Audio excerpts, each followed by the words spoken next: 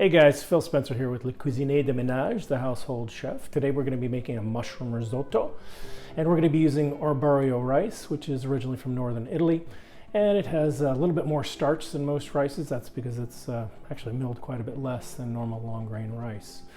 So we're going to slowly draw out that starch to make a very creamy risotto, and we're also going to add some cheese, and that is going to make it now an awesome cheesy mushroom risotto. So anyway, let's get started.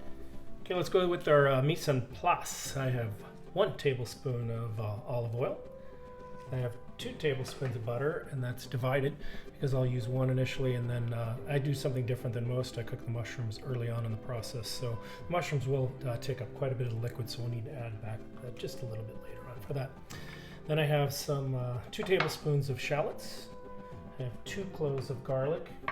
You could use 3. Or you could use 2 huge cloves, or you could use whatever you want. The more garlic, the better, the way I see it. Then I have about 1/4 to 1/2 cup of white mushrooms. You can use crimini, you can use any kind of mushroom you want, but white mushrooms is what I had on hand today. Then I have 1/4 cup of white wine. I'm using a Sauvignon Blanc because I like the bite and the flavor that it gives to the dish. And then I have 1 cup of the Arborio rice. And then I have 3 cups of chicken stock.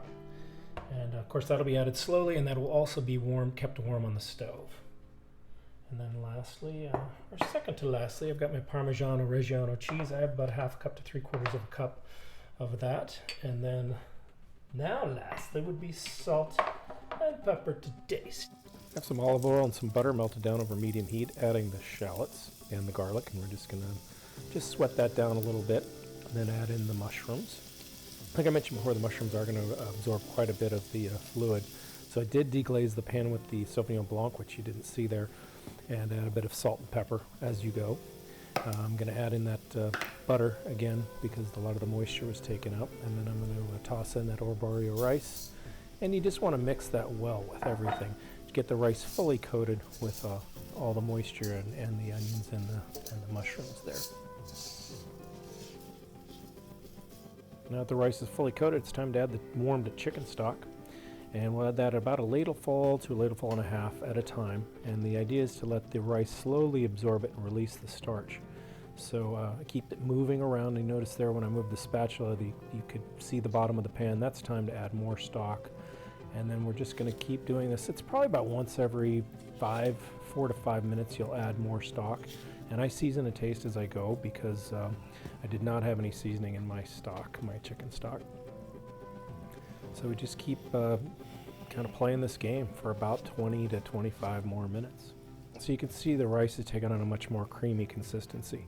And what you're looking for here is al dente. So you want it to be more or less chewy, but you don't want to have any crunch with it.